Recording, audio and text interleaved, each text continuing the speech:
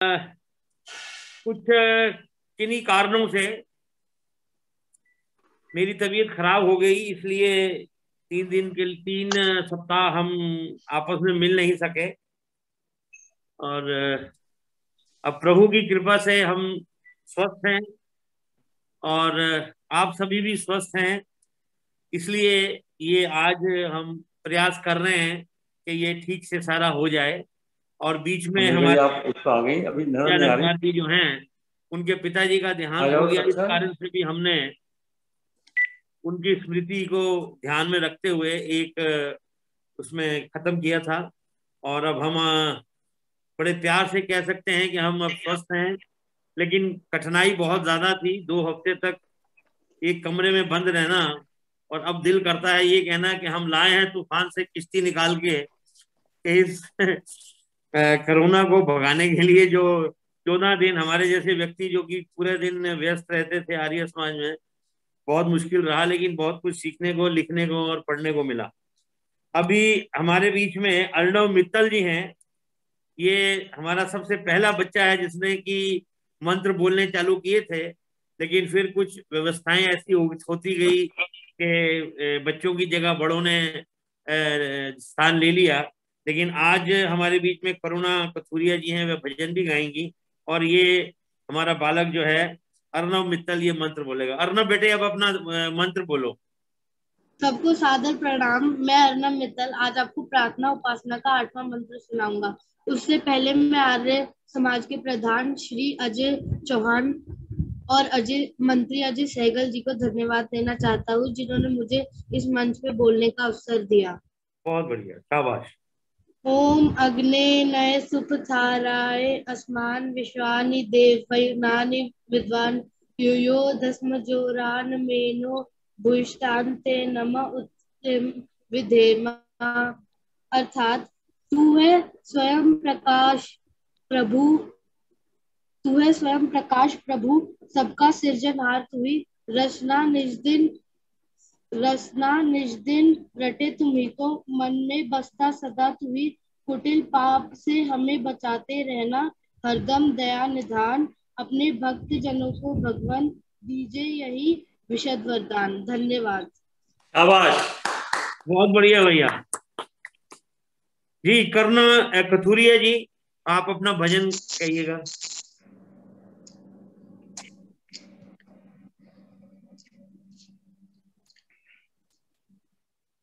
करुणा जी, आप आवाज सुन पा रही हैं हमारी?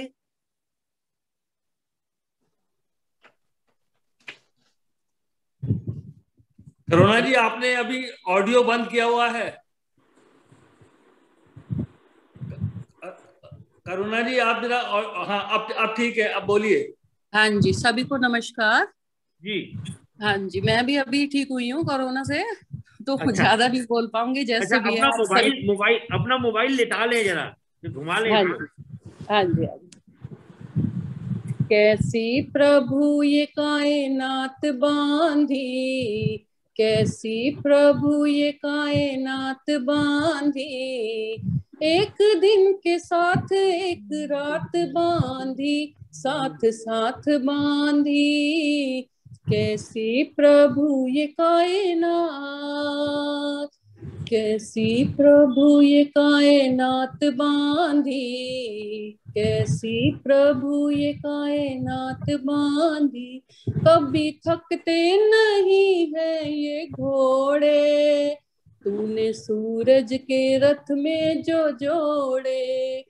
कभी थकते नहीं है ये घोड़े, तूने सूरज के रथ में जो जोड़े।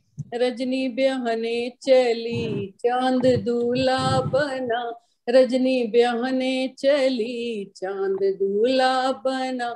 संग तारों की एक ऐसी बारात बांधी, साथ साथ बांधी। कैसी प्रभु ये कायनात, कैसी प्रभु ये कायनात बांधी। एक दिन के साथ एक रात बांधी, साथ साथ बांधी। कैसी प्रभु ये कायनात, पक्षी जलचर व जंतु जो जाए, तूने सबके हैं जोड़े बनाए। पक्षी जलचर व जंतु जो जाए, तूने सबके हैं जोड़े बनाए। चांद और चांदनी, राग और रागनी, राग और रागनी, नाग और नागनी, संग स्त्री के पुरुष की ये जात बांधी, साथ साथ बांधी। कैसी प्रभु ये कायनात, करुणा फोन ऊपर करो, फोन ऊंचा करो।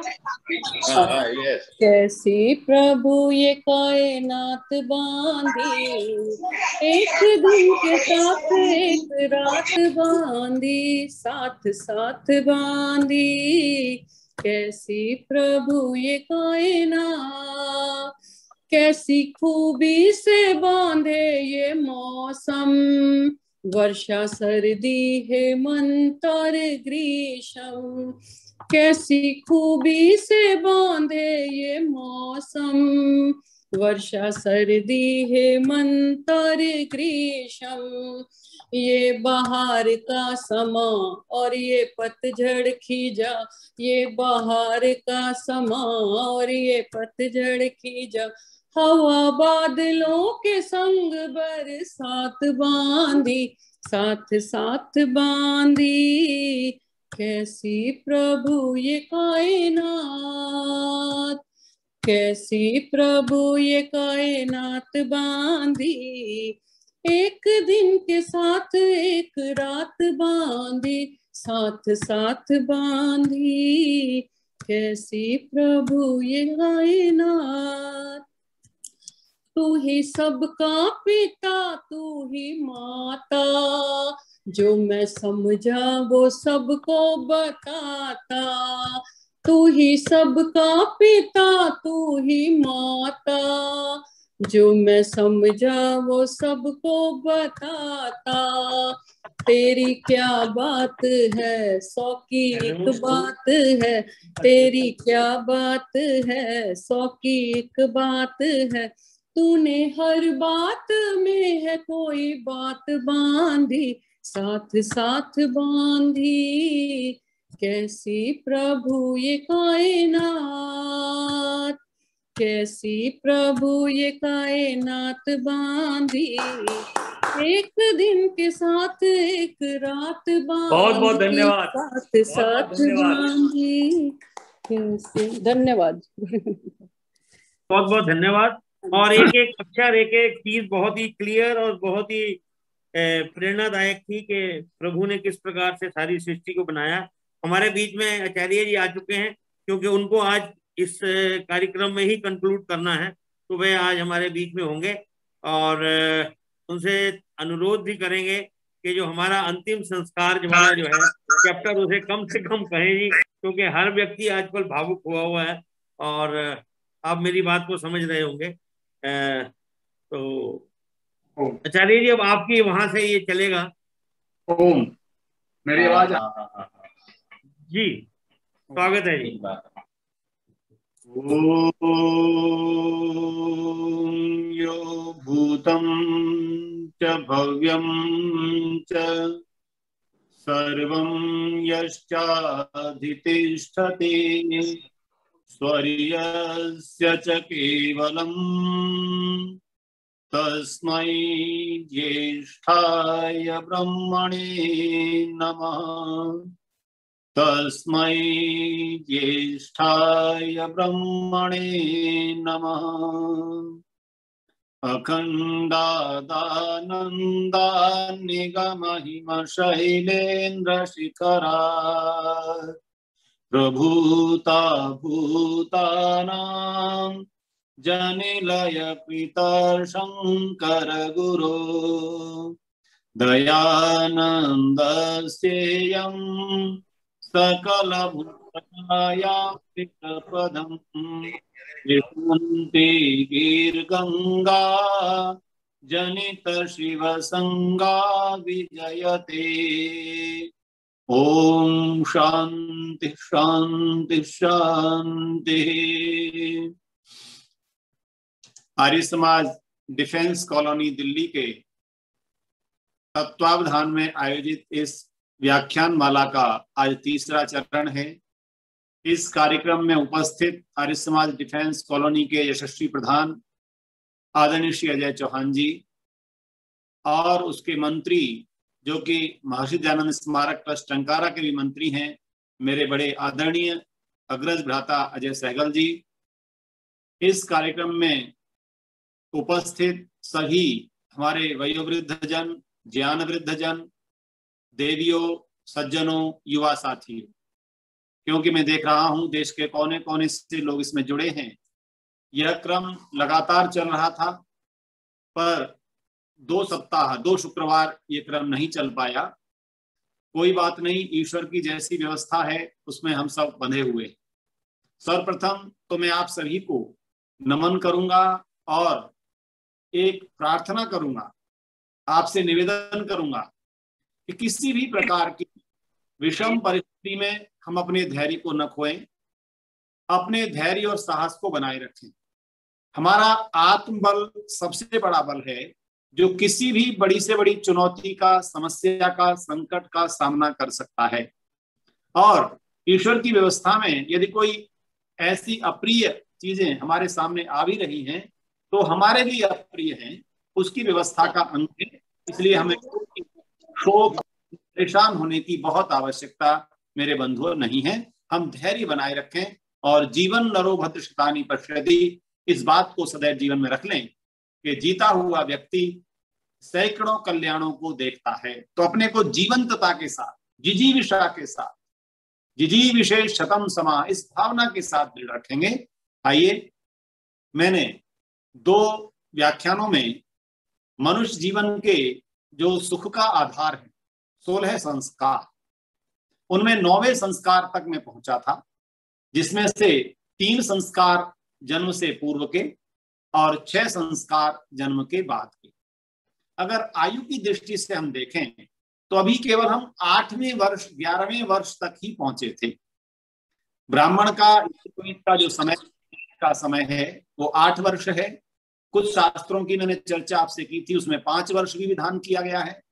तो मैं ये मानता हूं कि हम इसको अनुपात एक एवरेज आयु ले लें तो 8 से 11 वर्ष के बीच हम पूरे इस यज्ञोपवीत संस्कार को करते हैं।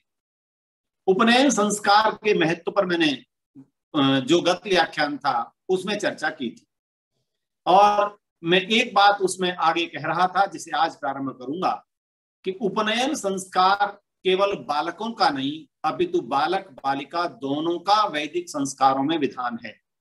हमारे ऋषियों ने कोई भी भेद नहीं रखा है बालक और बालिका, क्योंकि दोनों ही इस संसार के इस क्रम की धुरी है और दोनों को ही शिक्षित होना आवश्यक है, संस्कारित होना आवश्यक है और उनके जीवन में संस्कारों का महत्व दोनों में समान है। आप देखते हैं कि आर्य समाज के अतिरिक्त अभी तक कोई समाज स्वीकार नहीं कर रहा कि बहनों का, बेटियों का यज्ञोपवीत करवाता हो। मैं आपको कुछ प्रमाण दूंगा जिसमें कहा गया कन्याओं को यज्ञोपवीत कराया जाए।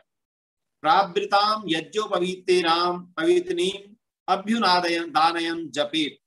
एक ये गोभिरी गृह सूत्र का वाक्य है कि यज्ञोपवीत धारण की हुई कन्या इस मंत्र को पढ़े। ऐसे ही जब विवाह हो रहा है तो वहां भी कहा जा रहा है इमं मंत्रम पत्नी पठे।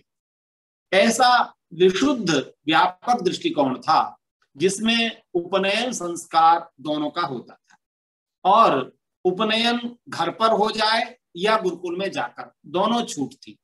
इसलिए माता पिता घर पर उपनयन कराकर गुरुकुल ले जाते थे और कुछ माता पिता उपनयन संस्कार भी गुरुकुल में जाकर के ही कराते थे।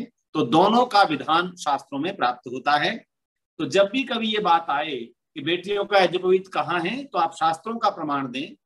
और जैसा मैंने पहले व्याख्यान में आपसे अनुरोध किया था कि डॉक्टर सत्यव्रत सिद्धांतालंकार जी, पंडित मदन मोहन विद्यासागर जी, इन सब ने ऋषि दयानंद जी की जो संस्कार विधि है उस पर बहुत व्यापक व्याख्याएं लिखी हैं और ऋषि ने भी प्रमाण दिए हैं, लेकिन उसको और व्याख्या करते हुए प्रमाणों सहित हमारे विद्वानों ने प्रस्तुत किया है। तो एक स्पष्ट हो कि बेटियों का भी यज्ञोपवीत कराया करें। हमारे आर्य परिवारों में भी बहुत कम लोग हैं जो बेटियों का या पुत्रों का यज्ञोपवीत संस्कार घर पर करा रहे हैं। मेरा अनुरोध रहेगा कि ये जीवन के महत्वपूर्ण संस्कार हैं, इनमें से एक भी संस्कार को छोड़ने का निर्देश शास्त्रों में नहीं है, छूट नहीं है। हमें अपने जीवन के निर्माण के लिए, अच्छा एक बात और आपने देखी होगी कि अधिकतर संस्कार, आप देखिए 16 संस्कारों में से गुरुकुल में प्रवेश होने तक 11 संस्कार हो जाते हैं। अब आप विचार करें, 10वां संस्कार उपनयन है और 11वां संस्कार वेदारंभ है। शेष 5 संस्कार पूरी बची हुई आयु में बताए गए। इसका उद्देश्य क्या है? जो वर्तमान मनोविज्ञान भी मानता है कि जीवन के जो मूल संस्कार हैं वो 8 से 12 वर्ष की आयु के बीच बन जाते हैं। उसको जैसी प्रवृत्ति बननी है, जैसी सोच बालक बालिका की बननी है, जैसा उसके अंदर संस्कार आने हैं, वह 12 वर्ष की आयु तक आ जाते हैं। और वही आयु 12 वर्ष की आयु तक 11 संस्कारों को सम्मिलित ऋषि कर रहे हैं। इतना व्यापक चिंतन था, मनुष्य जीवन के निर्माण की पूरी प्लानिंग थी, योजना थी। योजना के बिना समाज में आया हुआ मनुष्य उपहास का पात्र भी बनता है, दुखी होने वाला जीवन भी उसको जीना पड़ता है, प्रत्येक समस्या के सामने हार जाने वाला जीवन जीना पड़ता है, क्योंकि संस्कारों से उसको सुदृढ़ नहीं किया गया। हम जितने जितने संस्कारों से सुदृढ़ होते हैं, भ्राता अजय जी ने कहा कि अप्रैल में मेरे पूज्य पिताजी का देहावसान हो गया और 92 वर्ष की आयु में जीवन की यात्रा पूर्ण की। निश्चित रूप से पिता का जाना बहुत कष्टप्रद होता है, परंतु उनके दिए गए संस्कार इतने सुदृढ़ थे कि उस अवस्था में भी एक भी कार्य विधि विधान से छूट न जाए, ये धैर्य, ये संस्कार देते हैं, ये चिंतन देता है। ये वैदिक साहित्य का जो मर्म है, हमारे जीवन का जो धर्म है और हमारे जीवन में जो करणीय कर्म है, वे सब संस्कारों से प्राप्त होते हैं। जीवन के मर्म को समझने के लिए संस्कार समझने हैं, जीवन में धारणीय धर्म को समझने के लिए संस्कार समझने हैं, और करणीय कर्मों को करने के लिए संस्कार समझने हैं। तो उपनयन संस्कार मैं आज ही विराम दे रहा हूं, क्योंकि मैंने गत व्याख्यान में चर्चा कर ली थी कि ऋषि देव ऋण, ऋषि ऋण और पितृ ऋण, तीनों ऋणों से उऋण होने के लिए हमें यज्ञोपवीत धारण करना है, और वो ये बाएं कंधे से हृदय को स्पर्श करता हुआ रहना चाहिए। हम हृदय से ऋणी होने का भाव स्वीकार करते हैं। ये उपनयन संस्कार में यज्ञोपवीत धारण करने पर बताया है। इसके ठीक अगले दिन ये कहा गया है, यदि गुरुकुल में हो रहा है तो उसके तुरंत बाद वेदारंभ संस्कार हो जाएगा। कुछ लोग हमें कई बार पूछते हैं कि जब उपनयन था तो साथ में वेदारंभ तो हो ही रहता, संस्कार क्यों अलग से बताया? तो ऋषिवर ने और प्राचीन ऋषियों ने उपनयन संस्कार और वेदारंभ संस्कार इन दोनों को अलग अलग इसलिए किया। उपनयन में जीवन के ऋणों के विषय में बताया, आचार्य के समीप ले जाने का विधान हुआ, परंतु वेद विद्या का आरंभ किए बिना मनुष्य जीवन का उत्तम निर्माण कैसे होगा? वेद विद्या को आरंभ करने के लिए वेदारंभ संस्कार है, और इसमें समय में कोई अंतर नहीं है। जिस दिन उपनयन किया गया उसी दिन भी हो सकता है, गुरुकुल में एक साथ ही होते हैं ब्रह्मचारियों के, ब्रह्मचारिणियों के, और पितृकुल में यदि हुआ है तो गुरुकुल में जाते ही उसका वेदारंभ संस्कार हो जाएगा। वर्तमान में हमने गुरुकुलों में श्रावणी के दिन को निश्चित किया हुआ है। हमारे सभी गुरुकुल, जिसमें ऋषि दयानंद स्मारक टंकारा भी है, गुरुकुल एटा भी है, प्रभाताश्रम भी है, कन्या गुरुकुल छोटीपुरा, जितने भी प्रसिद्ध इस समय गुरुकुल हैं, इन सब में श्रावणी यानी रक्षाबंधन, जो श्रावण मास की पूर्णिमा है, उस दिन विद्यार्थियों का उपनयन और वेदारंभ संस्कार दोनों किए जाते हैं। तो वेदारंभ संस्कार का जो मुख्य उद्देश्य है वो मनुष्य का निर्माण कुल में होना है। देखिए, विद्या मनुष्य को पूर्ण बनाती है, और बिना विद्या के जीवन अपूर्ण रहता है। और विद्या को ऐसा न कहें कि वो संसार से अलग कर देती हो, वैरागी बना देती हो, वो केवल ब्रह्म विद्या में ही हमारे ऋषियों ने पूरा विधान कर दिया हो, ऐसा बिल्कुल नहीं। हमारे एक है पितृकुल, एक है गुरुकुल और एक है समाज रूपी कुल। इन 3 कुलों में मनुष्य का निर्माण हो रहा है। पितृकुल में माता पिता जब तक बच्चे को अपने घर में साथ रखते हैं तब तक उसे भरपूर संस्कार देने का प्रयास करते हैं। आपने बालक मूल शंकर की कहानी ऋषि दयानंद जी की पढ़ी है। वे पौराणिक पिता के पुत्र थे, परंतु पिता ने उनका यज्ञोपवीत संस्कार घर में करवाया, वेद विद्या का प्रारंभ घर में करवाया, क्योंकि यजुर्वेदी ब्राह्मण थे, औदीच्य ब्राह्मण के रूप में उनको माना जाता है। तो यजुर्वेद का कंठस्थीकरण भी घर पर ही बालक मूल शंकर का हो रहा था। हम ऐसी गौरवशाली परंपरा के रहे हैं। चाहे आर्य समाज की स्थापना के पूर्व के काल को भी आप देखें तो हमारे परिवारों में चाहे वो पौराणिक स्थिति आ गई थी, परंतु संस्कार विद्यमान थे। उपनयन संस्कार हो रहा था, वेदारंभ संस्कार हो रहा था। तो मनुष्य के निर्माण के जो 3 कुल हैं उनमें पितृकुल उतना सक्षम और पर्याप्त साधन और विद्या से युक्त नहीं होता कि पूरा निर्माण घर में कर ले। इसलिए वो किस कुल को सौंपता है? वो आचार्य कुल को सौंपता है। और आचार्य अपनी शिष्य को, आचार्य अपनी शिष्या को अंतेवासी मानते हैं। अंतेवासी का अर्थ है हृदय में निवास करने वाले। जिस वेद मंत्र का प्रमाण मैंने गत व्याख्यान में दिया था, आचार्य उपनय मानो ब्रह्मचारिणम कृणुते गर्भवन्तः तम रात्रि तिस्र उदरे विभर्ति द्रष्टुम अभिशयन्ति देवा। अब आप देखिए कि जिस बालक और बालिका को आचार्य और आचार्या गुरुकुल में स्वीकार कर रहे हैं, उस समय किस भावना से स्वीकार कर रहे हैं, ये महत्वपूर्ण है। वे कह रहे हैं कि जब आचार्य के पास, आचार्या के पास अपने पुत्र या पुत्री को माता पिता ले जाते हैं तो पिता माता को आश्वस्त करते हुए आचार्य कहता है कि जैसे अब तक माँ ने अपने गर्भ में धारण कर संसार में उत्पन्न किया था शरीर से, और मन जन्म के पूर्व के जो संस्कार थे उनको युक्त करते हुए आज मैं इस शिष्य और शिष्या को अपने कुल रूपी गर्भ में धारण कर रहा हूं। जैसे गर्भ में उसके पूरे भोजन की व्यवस्था नाभि के नाल के द्वारा हो रही थी, माँ भोजन करती थी, वह भोजन बालक को, बालिका को पहुंचता था। माँ जैसा विचार करती थी वैसा बालक बालिका के मस्तिष्क में पहुंचता था। जो अंतः संबंध माँ के गर्भ में निर्माण का था, वही अंतः संबंध आचार्य के कुल में अपने शिष्य शिष्याओं का, विद्यार्थियों का होना चाहिए। ऐसा विधान ऋषियों ने किया। आचार्य पूरी जिम्मेदारी उनकी लेता है और कहता है कि मेरे जीवन में, मेरे गुरुकुल रूपी गर्भ में जब ये बच्चे आ गए हैं, अब आप निश्चिंत होकर के घर जाइए। माता पिता को चिंता नहीं होती थी। मैं आज निवेदन करना चाहता हूं, प्रभु मेरे देश पर, मेरी मानव जाति पर कृपा करो कि पुनः गुरुकुलीय व्यवस्था आज संसार में अगर धीरे धीरे विकसित होकर के आ जाए तो माता पिता निश्चिंत हो जाए अपने बच्चों के निर्माण के प्रति।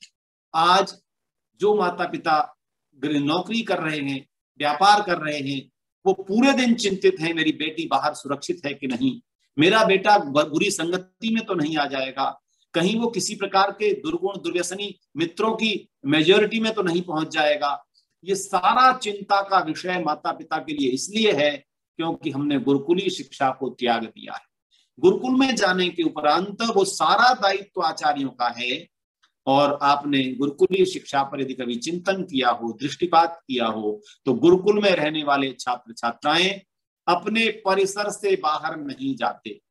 बाह्य परिवेश में आने वाली बुराइयां उनको न छू जाएं, इसका दायित्व आचार्य लेता है। और आचार्य कहता है कि मेरे कुल में सहनावतु सहनो भुनक्तु सह वीर्यम करवावहै तेजस्विनावधीतमस्तु मा विद्विषावहै। आचार्य कहता है कि ये मेरे साथ रहेंगे।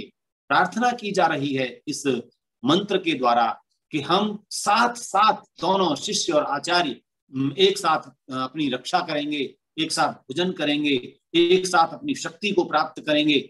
आचार्य पूर्ण तरह समर्पित है विद्यार्थियों के लिए। आज हम लोग भी प्रोफेसर हैं, पढ़ा रहे हैं।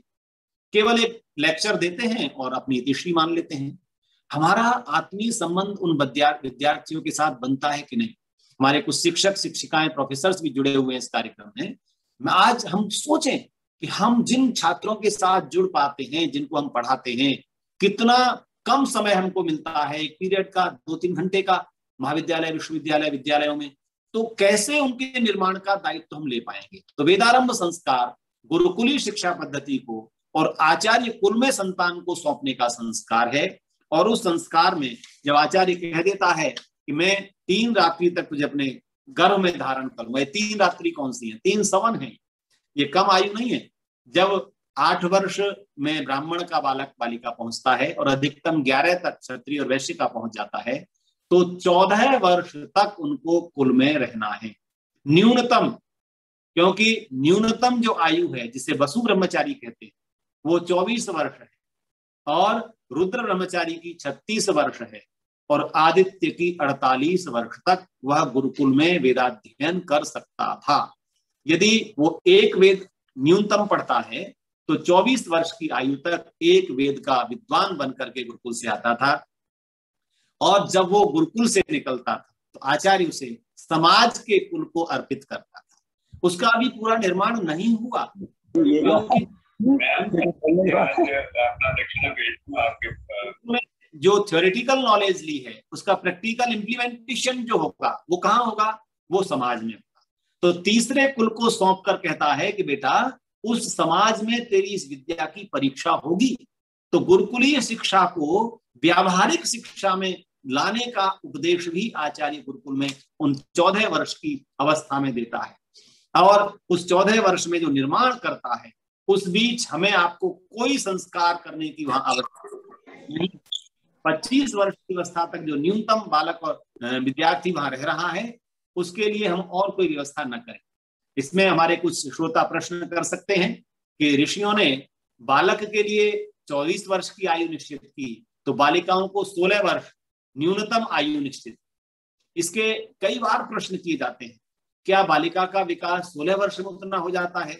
तो मैं एक बात कहता हूं, आयुर्वेदीय दृष्टि से, मनोवैज्ञानिक दृष्टि से और शिक्षा की दृष्टि से गृहस्थ आश्रम के लिए न्यूनतम जितनी शिक्षा की आवश्यकता है उस बालक को न्यूनतम 24 वर्ष तक शिक्षा प्राप्त करनी है, और बालिका को न्यूनतम 16 वर्ष तक। ये न्यूनतम है, इसको आप बढ़ा सकते हैं। ऋषि ने कहीं 16 वर्ष में विवाह का विधान अनिवार्य नहीं कर दिया, उसको 16 से आप 24 तक ले जा सकते हैं कन्या को, और बालक 48 वर्ष तक जा सकता है।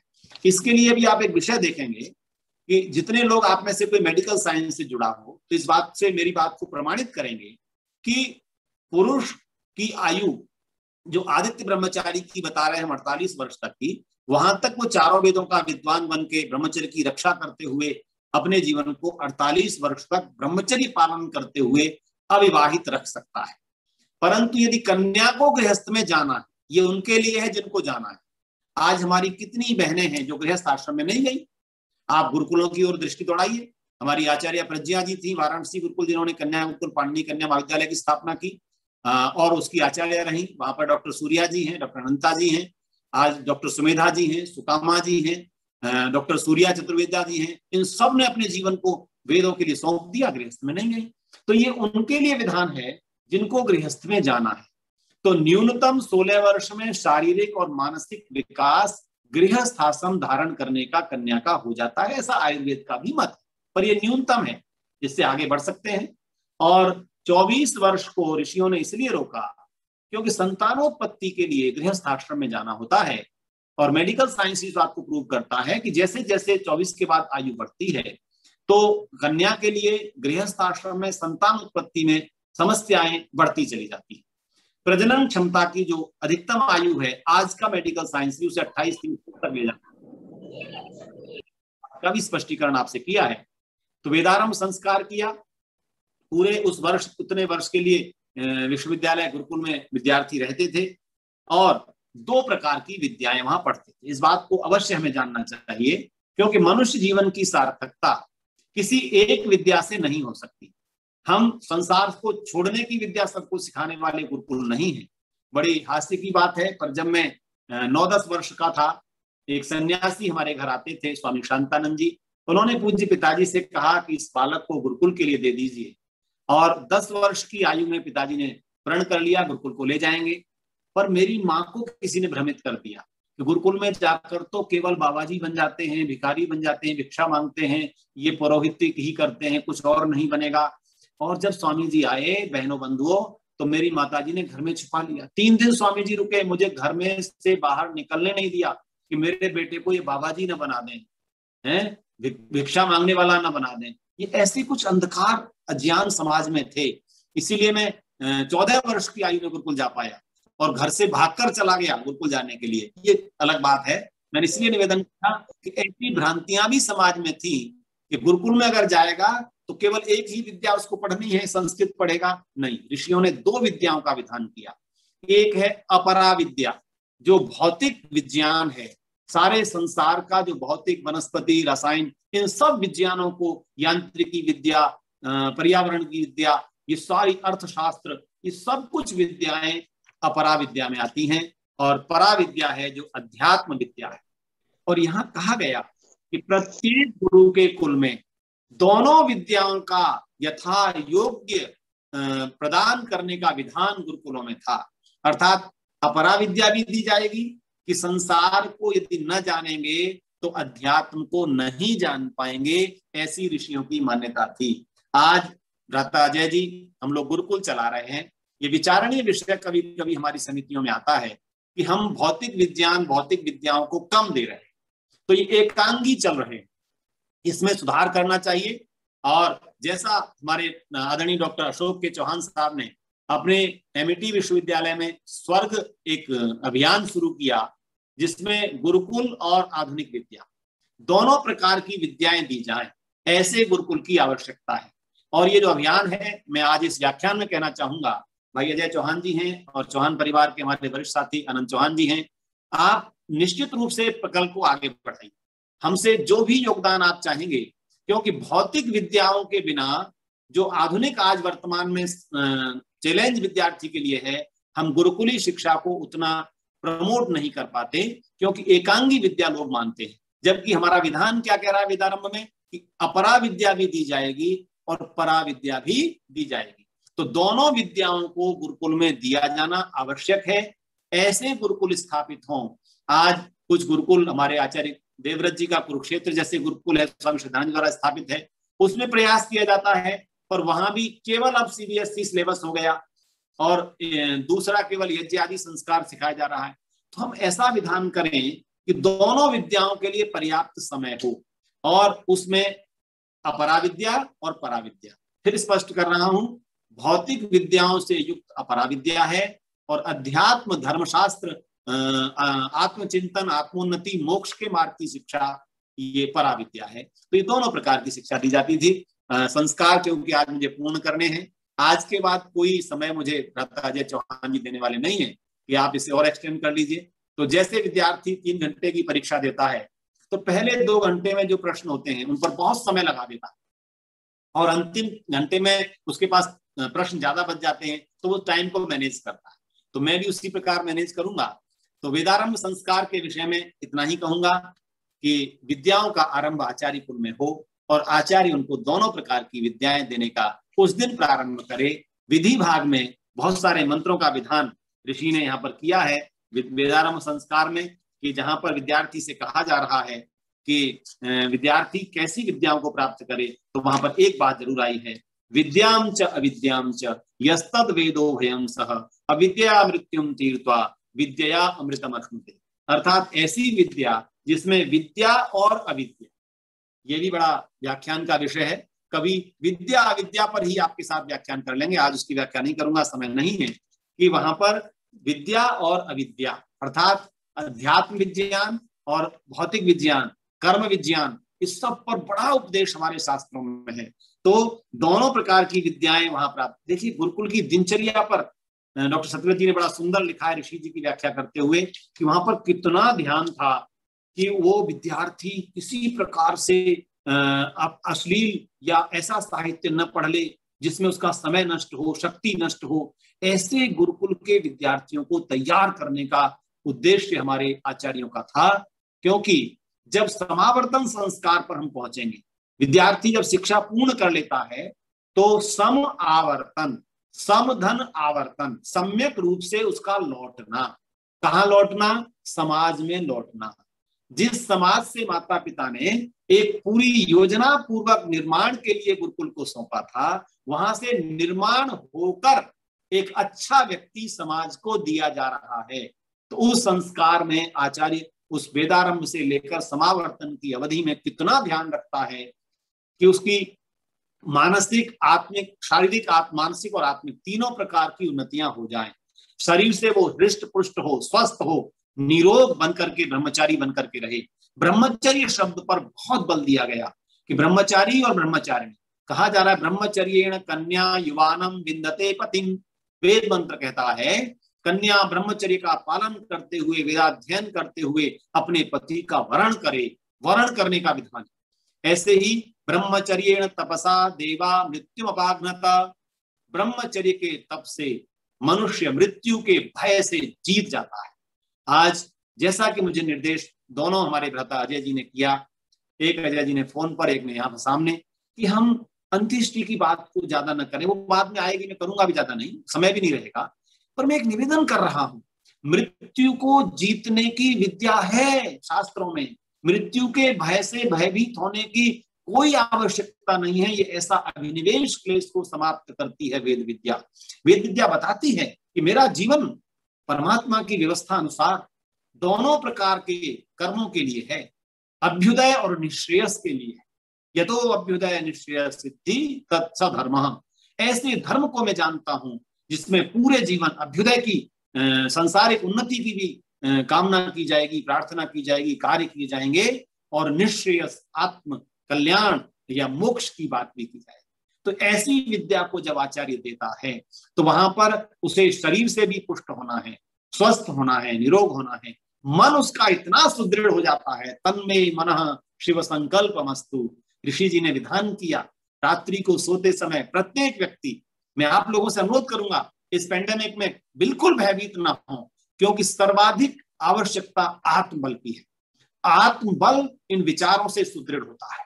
जब हम अध्ययन करते हैं और बार बार कहते हैं, हे प्रभु मुझे मृत्यु का भय नहीं सता सकता है, अभयम ज्ञाता अभयम परोक्षा, मैं निर्भय होकर के संसार में जीता हूं, तो ये वेद विद्या का प्रताप है।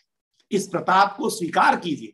अपने स्वाध्याय में चर्चाओं में बालक बालिकाओं को जोड़िए।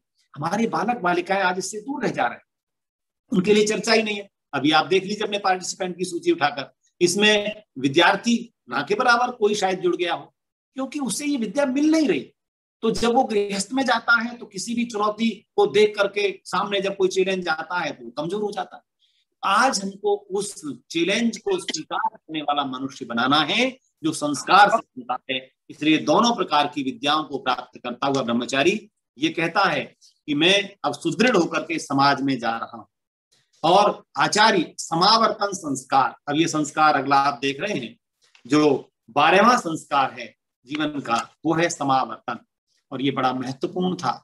जब आचार्य गुरुकुल से अपने स्नातक को समाज में भेजता था तो उस विद्यार्थी को कितने उपदेश देता। आप समावर्तन संस्कार प्रकरण को देखें तो आचार्य प्रारंभ करता है, जब उपदेश देने खड़ा होता है। मैंने चर्चा की थी आपसे कि हम जब स्नातक बने तो हमारे गुरुकुल के कुलपति, हमारे आचार्य और बी सत्यनारायण रेड्डी जो उस समय के उत्तर प्रदेश के राज्यपाल थे, इन सब ने दीक्षांत में जो हमको उपदेश दिए, और वो उपदेश कितने जीवन में काम आते हैं, वो उपदेश उपनिषदों में हमारे दिए गए। दीक्षांत कहता है आचार्य, जरा इनको एक बार सुन लीजिएगा। समावर्तन संस्कार मैं संक्षेप में ही बता रहा हूं। जब गुरुकुल से आचार्य भेजता है तो कहता है, समाज में तू जाएगा, तेरे सामने असत्य बोलने वालों का बोलबाला होगा। हो सकता है समाज में असत्य वाले लोग तुझे सुखी दिखाई दे जाएं, लेकिन तू मेरा शिष्य है, मेरी शिष्या है। समाज में सत्यम वद, धर्मम चर, स्वाध्यायान्मा प्रमोदः। एक एक उपदेश की हिंदी करते जाइए। सत्य बोलना, धर्म का आचरण करना, स्वाध्याय में कभी प्रमाद मत करना। गृहस्थी बन जाने का अभिप्राय ये कतई नहीं होता कि हम स्वाध्याय न करें, संध्या न करें, सत्संग में न जाएं, आज हमारे कई युवक कह देते हैं, किसी को कहो जी आप कार्यक्रम होगा समाज में, व्याख्यान होगा, बोले जी ये काम तो माताजी पिताजी को सौंप रखा है, जब उनकी अवस्था में आएंगे तब समाज में जाना शुरू कर देंगे। ये जो आज वातावरण बना है, ये क्या किस कारण बना है? क्योंकि उसको बताया ही नहीं गया कि तूने जो कुछ विद्या प्राप्त की है, अगर इसको तू प्रतिदिन अध्ययन करके स्वाध्याय के द्वारा सुदृढ़ नहीं करता तो इस विद्या से तू दूर हो जाए। इसलिए समावर्तन संस्कार पर, दीक्षांत समारोह पर आचार्य कह रहे हैं कि सत्य बोलना, धर्म का आचरण करना, स्वाध्याय में कभी प्रमाद मत करना। और देखिए तीसरी चौथी बात को कितनी सुंदर कहा, आचार्याय प्रियम धनम आहत्य प्रजाम तंतुम मा व्यच्छेत्सि। ये वाक्य थोड़ा मैं आपको इस पर केंद्रित करना चाहूंगा कि आचार्य कहता है कि मेरे गुरुकुल से जाकर समाज से तू आचार्य के लिए जो प्रिय धन है, आचार्यों का प्रिय धन ये बैंक में आने वाली राशि नहीं होती थी या लिफाफे में दी जाने वाली राशि पर्याप्त नहीं होती थी। आचार्य के लिए जो प्रिय धन था वो समाज से अपने उस योगदान को भेजना जिसमें से आप केवल अर्थ, धन धान्य, अनाज, औषधियां, और उसके साथ कहता है जो मेरा प्रिय धन है वो मेरा विद्यार्थी। जब तू गृहस्थ में जा रहा है तो तुझे मैं एक काम सौंप रहा हूं, जैसे तू तेरे पिता ने मुझे सौंपा था, ऐसे ही मेरा प्रिय धन विद्यार्थी होते हैं। इस बात को जरा देखिए, आचार्य का प्रिय धन ये अकाउंट में आने वाली राशि नहीं, लिफाफे में जाने वाली राशि नहीं होती थी। आचार्य कहता है कि मेरे प्रिय धन को ला करके इस कड़ी को बनाए रखना, क्योंकि समाज से बालक बालिका गुरुकुल में आते रहेंगे तो समाज में अच्छे मनुष्य हम सौंपते रहेंगे, ये चैन बनी रहेगी। आज हम चैन को तोड़ने के लिए बेचैन हैं, क्योंकि ये कोरोना ने चैन बना दी है। हमारे परिवारों में कितने लोग इससे अस्वस्थ हो गए हैं। मैं निवेदन करता हूं, परमात्मा से प्रार्थना करता हूं सभी स्वस्थ हों, सुदृढ़ रहें, धैर्यवान रहें। पर वहां वो कहता है कि मेरी इस चैन को बनाए रखना, इनकी मां व्यच्छेत्सि, इस तंतु को मत तोड़ देना। गृह कुलों का संबंध गुरुकुलों से बना रहे। भाई भ्राता अजय जी को याद होगा, आदरणीय बाबूजी रामनाथ सहगल जी के आशीर्वाद से मैं पिछले 15-20 वर्ष से लगातार टंकारा जा रहा हूं। टंकारा में बाबूजी मुझे बस आदेश देते थे, बेटा विनय आना। तो मैंने एक बार व्याख्यान में कह दिया, और वो आपके गुरुकुल का, ट्रस्ट का, टंकारा का एक वाक्य बन गया है। और वो मुझे बड़ी प्रसन्नता होती है कि बाबूजी ने जब मुझे बुलवाया सहगल साहब ने, तो मैंने कह दिया कि देखो, गुरुकुल के बिना गृहकुल का निर्माण नहीं होता। अगर सब अपने बच्चों को गुरुकुल में नहीं भेज सकते, या तो अपना एक बालक हमें गुरुकुल को दे दो या एक बालक हमसे ले लो। ये मैंने उस मंच से, टंकारा की भूमि से कहा था। और वो एक वास्तव में एक ऐसा नारा बन गया गुरुकुल टंकारा के लिए, या तो बालक दे दो या तो बालक हमसे ले लो। इसका उद्देश्य क्या था कि हमारे गुरुकुल गृह समाज से आने वाले बच्चों से ही चलते हैं, परंतु जो बच्चे यहाँ आ जाते हैं उनकी व्यवस्था भी आपके दान से चलती है। तो मैंने ये नारा दिया कि या तो बच्चे दे दो या एक बच्चा हमसे ले लो। गृहस्थी लोग वहां बैठे थे, मैंने कहा एक एक विद्यार्थी को पढ़ाने का दायित्व आप ले लो, वर्ष में जो खर्च गुरुकुल में होता है अपनी ओर से दे दो, और उसी दिन 10-15 विद्यार्थियों को गृहस्थियों ने लिया।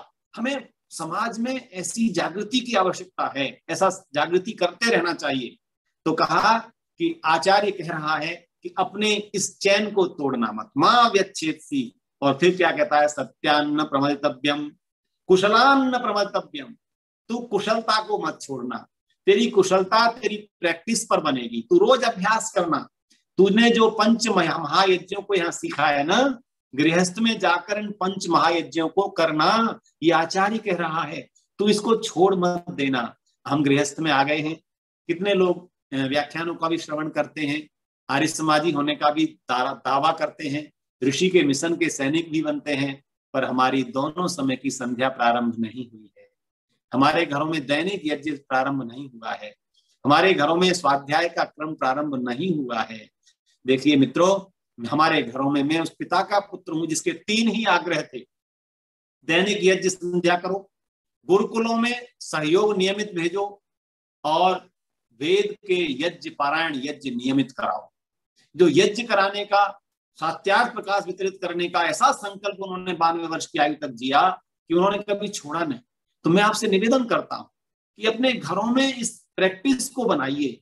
जब हमारे यहाँ संध्या होगी, यज्ञ होगा, स्वाध्याय होगा, तो हमारे जो अबोध बच्चे हैं वो सुनेंगे। आप प्रसन्नता होगी आपको जानकर कि मैं घर में ही ईशोपनिषद पूरी क्यों याद हो गई थी। मैंने पुस्तक से नहीं पढ़ी थी। मेरे पिताजी प्रतिदिन ईशोपनिषद के 17 मंत्रों का अर्थ सहित पाठ करते थे और हम छोटे छोटे भाई बहन घूमते रहते। पूरी संध्या पिताजी की संध्या से याद हुई, पूरा ईशोपनिषद पिताजी के पढ़ने से याद हुआ। ऐसे ही कितने मंत्र हमें उनके पढ़ने से याद हुए। अगर आप घर में मंत्रों का उच्चारण एक समय बना लीजिए, प्रातः और सायं, तो निश्चित रूप से बनेगा। आगे आचार्य कहता है भूत्यै न प्रमदितव्यम। देखो, कल्याण के लिए हमेशा तू चलते रहना। स्वाध्याय प्रवचनाभ्याम न प्रमदितव्यम। जो स्वाध्याय करेगा उसको समाज को बताते भी रहना, प्रवचन भी करते रहना। तेरे अधीन जो काम करते होंगे उनको भी वेद के बारे में बताना। और देव पितृ कार्याभ्याम न प्रमदितव्यम। देवों के और पितरों के जो कार्य, माता पिता ने जो भावनाएं दी हैं उनको अधूरा मत छोड़ना, उनकी भावना के अनुरूप जीवन चलाना। फिर 3 देवों की बात आचार्य करता है, मातृदेवो भव, पितृदेवो भव, आचार्य देवो भव। ये सारा उपदेश आचार्य वहां देना। और एक बात जो आज हमें और आपको अपनी संतानों से कहनी है, अपने आचार्यों को शिष्यों से कहनी है, जो यहाँ कही गई थी, 2 वाक्यों को स्मरण करिएगा। आचार्य एक बात ये कहता है, देख मेरे बेटा, मेरी बेटी, तूने मेरे जीवन को निकट से देखा है और मैं मनुष्य हूं, मैं गुरु हूं तेरा, परम गुरु तो परमात्मा है। पर मेरे जीवन में कोई अल्पता हो सकती है, कोई न्यूनता हो सकती है, कोई अवध्य कार्य जो निंदा का कार्य हो सकता है, तो उसको ग्रहण मत करना। आचार्य कहता है अंत में, यानि अनवद्यानि कर्माणि त्वानि सेवितव्यानि नो इतराणि। मेरे ऐसे अनिंदनीय कर्म जो समाज के कल्याण के लिए ही रहे हैं, उनका ही तू अनुकरण करना, उनका ही सेवन करना। मेरे आचरण में कोई दोष हो सकता है क्योंकि मैं अल्पज्ञ हूं। ये दंभ नहीं भरता मेरा गुरुकुल का आचार्य कि मैं पूर्ण हूं। वो नहीं कहता गुरु ब्रह्मा गुरु विष्णु गुरुदेवो महेश्वरा। वो नहीं कहता गुरु ही ब्रह्मा है, गुरु ही विष्णु है। वो कहता है ब्रह्मा ही गुरु है, ब्रह्मा ही देव है। उसको अर्थ बदल लीजिए। लोगों ने आज इस श्लोक का बड़ा अनर्थ कर दिया है, इसीलिए गुरुडम चल गई समाज में। और उन गुरुडमों से कितना अनर्थ समाज का हुआ है। जेलों में पड़े कितने गुरु लोग, जिनके हजारों लाखों करोड़ों शिष्य भारत में गुरु रहित हो गए। हमारे ऋषिवर देव दयानंद ने यही कहा योग दर्शन की भाषा में, स एषः पूर्वेषामपि गुरु कालेन अनवच्छेदा। वही परमात्मा हमारा गुरुओं का गुरु है। वो समय से उसका कोई बाधन नहीं होता। ऐसे गुरु को मानना। मेरे जीवन में दोष हो सकता है, उसको तू छोड़ दे, उसका अनुकरण मत करना। और दूसरा वाक्य, पहले वाक्य में क्या कहा, यानि अनवद्यानि कर्माणि तानि सेवितव्यानि नो इतराणि। और दूसरे में फिर कहता है वाक्य में आचार्य, यानि अस्माकं सुचरितानि तानि त्वयोपास्यानि नो इतराणि। मेरी जो कर्म है और मेरे जो आचरण है, उन सुंदर आचरण का ही, स्तुत्य आचरण का ही, प्रशंसनीय आचरण का ही, अनिंदनीय आचरण का ही तू अनुकरण करना, क्योंकि आचार्य का अनुकरण करने वाला शिष्य होता है। तो ये बातें समावर्तन संस्कार में कह दी। और 3 प्रकार के ब्रह्मचारियों का विधान, वसु, रुद्र और आदित्य, 24 वर्ष, 36 वर्ष और 48 वर्ष, ये काल अवधि थी। तो इसमें ये 12 संस्कार आपके हो गए हैं। अब मैं आता हूं विवाह संस्कार। ये बहुत बड़ा व्याख्या का विषय है, पर इतना निवेदन करूंगा कि विवाह के लिए हमारे ऋषियों ने कोई बाध्यता नहीं रखी कि सबको विवाह करना। एक तो ये कहा जिनके जीवन में वैराग्य हो, जन्म जन्मांतर से जिनके वैराग्य, तीव्र वैराग्य उत्पन्न हो गया हो, वे गृहस्थ में न जाएं, सीधे ब्रह्मचर्य से सन्यासी बनकर के समाज उपकार में लग जाए। और एक बात बड़ी सुंदर ऋषि ने कही कि जो गृहस्थ में न जाकर के वीतराग बन करके, वैराग्य युक्त बन करके सीधा समाज क्षेत्र में उतरता है, वो अधिक ऊर्जा के साथ समाज का कल्याण करता है। परंतु ये कतई नहीं कहा कि जो गृहस्थ में चला जाता है वो कोई पाप करता है। ऋषि कहते हैं गृहस्थ में नहीं जाएंगे तो ये समाज अच्छे मानवों को देने वाला कैसे बने। तो गुरुकुल के स्नातक जो तीव्र वैराग्य न हो तो बिल्कुल गृहस्थ में जाएं, क्योंकि बिना वैराग्य के आज एक ऐसा अभियान कुछ लोगों ने चला दिया था बीच में, जिसकी हानि बहुत हुई। मैं उनको कोई निंदा नहीं कर रहा हूं कि सबको नैष्ठिक की दीक्षा देने लग गए। बहुत से लोग नैष्ठिक तो बन गए, लेकिन वो तीव्र वैराग्य नहीं था। यश भी चाहिए था, धन भी चाहिए था, और तीसरा अगर दोष काम का ना भी हो तो जो लोकेशना और वित्तैषणा है ये बनी रहती है, तो सन्यास दूषित होता। आज हम सन्यास में तो हैं, परंतु हमें सारे अकाउंट भी तैयार रखने हैं, संस्थाओं का मालिक भी बन करके। मेरी बात को अन्यथा न लें, लेकिन ये बात ऋषि के अनुसार कह रहा हूं, क्योंकि ऐसी इच्छाएं हैं तो गृहस्थ में जाएं, गृहस्थ में जाकर के उनकी पूर्ति करते हुए आगे बढ़ें और फिर वैराग्य को लाएं और वानप्रस्थ और संन्यास में जाएं। तो विवाह ऋषियों ने बहुत उत्तम प्रक्रिया के साथ बताए हैं। विवाह संस्कार एक ऐसा संस्कार है जो विशेषेण वहति, विशेष रूप से जीवन को धारण करने का, वहन करने का, उसके निर्वाहन का संस्कार है। इसमें 8 प्रकार के विवाह हमारे ऋषियों ने बताए थे। आज उतना समय नहीं है कि मैं 8 विवाहों की चर्चा करूं, लेकिन नाम जरूर दूंगा। ब्राह्म, आर्ष, देव, प्राजापत्य, गंधर्व, असुर और पिशाच, ये 8 प्रकार के विवाह थे, जिसमें शुरू के 4 ब्राह्म, आर्ष, देव और प्राजापत्य, ये 4 संस्कार स्तुत्य हैं जो करने चाहिए। 4 प्रकार के विवाह। अब ब्राह्म विवाह में बिल्कुल विशुद्ध रूप से आचार्य और आचार्य अपनी कन्या और ब्रह्मचारी इन दोनों के गुणों की कुंडली बनाते थे। आज आप विवाह से पहले कुंडली की चिंता करते हैं। मैं निवेदन करूंगा, मेरे बहुत से श्रोता ऐसे होंगे जिन्होंने अपने जन्म के आधार पर कुंडली बनवाई होगी और अपने बच्चों की कुंडली मिलाने के लिए परेशान भी रहते होंगे। हमारे आचार्य भी कुंडली बनाते, और वो कुंडली किसकी होती थी? अपने विद्यार्थियों की कुंडली आचार्य ही बना सकता है जिसके निकट वह विद्यार्थी रहा है। अपनी कन्या की कुंडली वो आचार्य ही बना सकती है जिसकी अंतःवासी बनकर बिटिया कन्या रही है। तो ये दोनों अपने अपने विद्यार्थियों की कुंडलियां बनाते थे।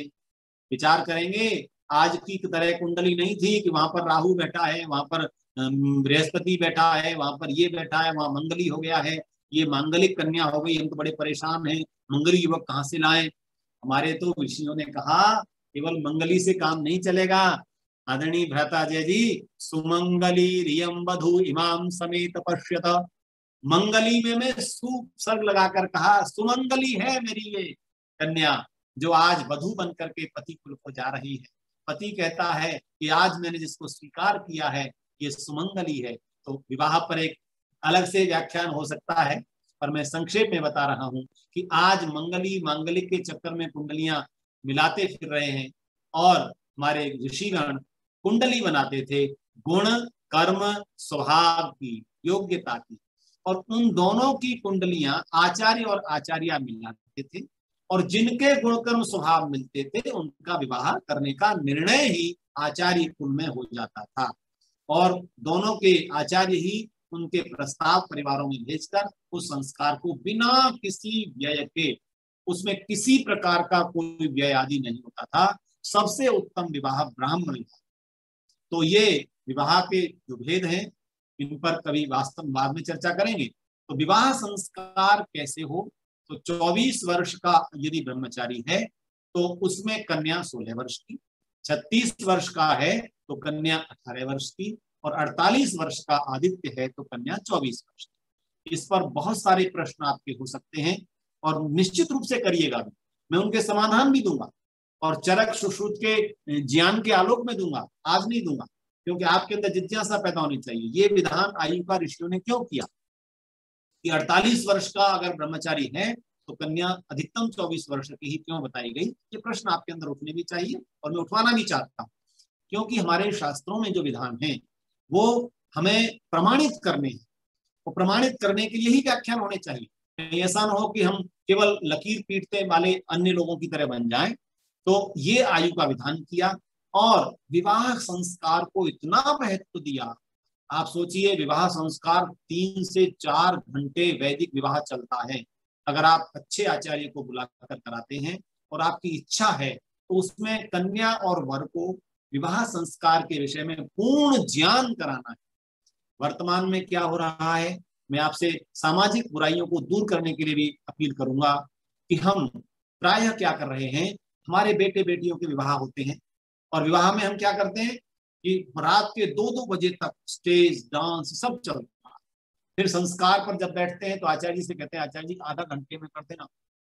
आप में से अपने अपने हृदय पर हाथ रख के देखिए, आप में से कितने माता पिता ने अपने आचार्य से ये कहा कि नहीं कहा? नहीं कहा तो आप धन्यवाद के पात्र हैं, और कहा तो बड़ा गलत कहा। क्योंकि ये नहीं कहना कि आधा घंटे में विवाह संस्कार। विवाह संस्कार में जो विधियां हैं उनकी आप चिंतन करें। स्वागत कितना उत्तम है, मधुपर्क कितना है, उससे पहले आचमन, अर्घ्य, पाद्य, ये सारी विधियां विवाह संस्कार में आती हैं। तो मैंने विवाह संस्कार को अधिक महत्व देना है। कभी भविष्य में केवल विवाह संस्कार पर 1 घंटे की चर्चा मैं आपसे करूंगा, क्योंकि मुझे भी कोई समस्या नहीं है, भ्राता अजय जी और अजय चौहान जी भविष्य में कभी भी समय मिलेगा तो विवाह का इतना बताता हूं कि गृहस्थ में प्रवेश का यह संस्कार एक ऐसा महत्वपूर्ण संस्कार है कि जहां से हमने गर्भाधान संस्कार का प्रारंभ किया था पहले व्याख्यान में, ये वहीं ले जाता है। क्योंकि जो युवक और युवती गृहस्थ बने हैं, जिनके ऊपर दायित्व है एक ऐसी संतान को समाज में लाने का जो स्वावलंबी हो, आत्मनिर्भर हो, विद्या युक्त हो, संस्कार युक्त हो और राष्ट्र का और समाज का कल्याण करने वाली हो। केवल आहार, निद्रा, भोजन, खाना पीना, सोने में जीवन बिताने वाली न हो। ये विवाह के दिन निश्चित हो रहा है। तो विवाह संस्कार पर बहुत महत्व देना है। मैंने विवाह के भेद आपको बताए हैं। कन्या और वर स्वयं का वरण भी कर सकते हैं। कन्या वरण करे और वर का वरण करे, ये हमारे इन्हीं उत्तम विवाहों में आता है। और विवाह संस्कार की जो विधि भाग है उसकी चर्चा बिल्कुल छोड़ रहा हूं, समय मुझे अनुमति नहीं देता। आगे आता हूं, विवाह में जब गृहस्थ में चले जाएं तो गृहस्थ के दायित्वों का निर्वहन बहुत आवश्यक है। क्योंकि वानप्रस्थ में जाने से पहले गृहस्थ का प्रकरण ऋषि दयानंद जी ने सत्यार्थ प्रकाश के चतुर्थ समोल्लास में दिया है। कभी उसको पढ़िए, कितना बड़ा दायित्व है। गृहस्थी को कितने नियमों में रहना है, धनार्जन भी करना है, परिश्रम भी करना है, सामाजिक प्रतिष्ठा भी बनानी है, समाज के दायित्वों का निर्वहन भी करना है। क्योंकि गृहस्थ आश्रम ये सबसे ज्येष्ठ और श्रेष्ठ आश्रम बनता है। चारों आश्रमों में, हो सकता है कुछ लोग मेरे से मतभेद रखें, मैं ज्येष्ठ और श्रेष्ठ 2 बात कर रहा हूं। हमारे शास्त्रों में कहा गृहस्थ आश्रम ज्येष्ठ आश्रम इसलिए है वो शेष 3 आश्रमों का पालन करता है, शेष 3 आश्रमों का दायित्व धारण करता है। ब्रह्मचारी भी गृहस्थ के परिश्रम से चलता है, वानप्रस्थियों की व्यवस्था भी गृहस्थ के परिश्रम से चलती है, सन्यासियों के उपदेश परिव्राजक रहते हुए जो होते हैं, घरों में आकर सन्यासी करते हैं समाज में, वो भी गृहस्थी को करना होता है। तो जिस आश्रम पर 3 आश्रमों का दायित्व है वो आश्रम मजबूत कंधे ही संभाल सकते हैं। ऋषि ने कहा कि जो अयोग्य हो, अस्वस्थ हो, शक्तिहीन हो, दुर्बल हो, उनको गृहस्थ में जाने का अधिकार नहीं। कितनी कठोर बात कही है ऋषि ने कि जो अस्वस्थ हैं, अयोग्य हैं, अक्षम हैं, जिनके शरीर में रोग हैं, शक्तिहीन हैं, वो गृहस्थ में न जाएं। ये स्पष्ट है, उनको समाज गृहस्थ में न जाने दे। ऐसे लोग ही समाज में रोगी संतानों को, मूर्ख संतानों को, कुलक्षणी संस्कारों को, संस्कारी संतानों को देते हैं और उन्हें हम झेलते हैं। इसलिए ऋषियों के अनुसार यदि चलेंगे तो विवाह का सबको अधिकार नहीं। एक तो अपने वैराग्य से छोड़ता है, दूसरा समाज उसका विवाह न करे, माता पिता भी उसका विवाह न करे, और क्योंकि वो गलत संतान समाज को देगा। आइए, अब है वानप्रस्थ आश्रम। अधिकतर हमारे श्रोतागण उसी आयु के बैठे हैं। आपको भी घर में रहते हुए वानप्रस्थ की विधि को अपनाना है। वानप्रस्थ संस्कार कराएं विधिवत। देखिए, जो लोग रिटायर हो चुके हैं, आपको मैं अगर आज योजना दूं कि आप घर में रह करके भी वानप्रस्थ संस्कार की विधि कराएं, घर में रहें, हमें आपसे नहीं करा कि आप आश्रमों में जाएं, लेकिन इस विधि को कराएं और पति पत्नी दोनों वानप्रस्थ आश्रम का वर्ण करें।